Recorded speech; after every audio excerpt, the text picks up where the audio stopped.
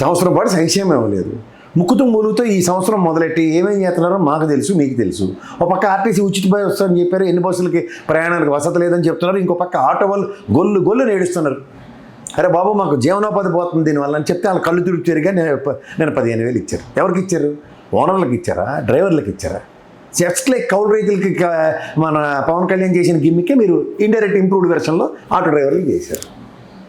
గతంలో జగన్మోహన్ రెడ్డి ప్రతి తల్లికి నేను తల్లికి వందనం ఇస్తానని చెప్పాడు, అవునా కదా?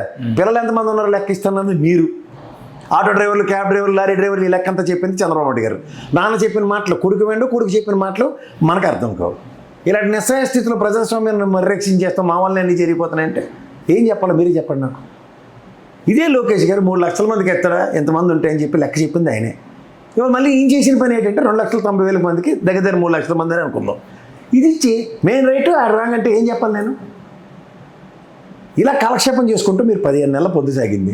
ఇంకా సాగుతుందంటే ఇంకా 3.5 ఏళ్ళు ఇరవై కానీ ఏం పర్లేదు.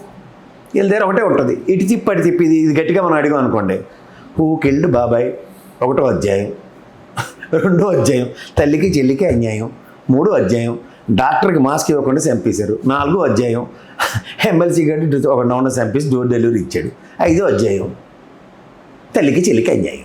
ఇది తప్ప ఇంకేమైనా కొత్త చాప్టర్లు ఉన్నాయా? ఇప్పటికీ అదే కలెక్షన్. మేము టీవీ డిబేట్లకు వెళ్ళినా ఇదే చేస్తా. ఇటు తిప్పి వ్యక్తిగత అన్నాం. 11వ రోజు దినం భోజనాలు, నా దినం భోజనాల మీద ఉన్న శ్రద్ధ రాష్ట్ర పరిపాలన మీద చూసుకుంటారా బాబు అని చెప్పడం. నేను డిబేట్లో నాకు ఒకటి తగిలేదు.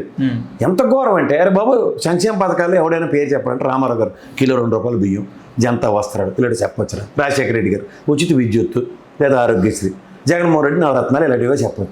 మీరేటి చేశారా చెప్పి చంద్రబాబు గారు చేస్తున్నాడు. గూగుల్లో ఎత్తుక్కుంటాడు నన్ను. ఆ పార్టీ అధికారి మీదకే తెలియదు, నన్ను గూగుల్లో ఎత్తుక్కోమంటున్నాడు. ఏంటి చెప్పాలి నేను? చెప్పండి. మళ్ళీ కోపం ఒకటి.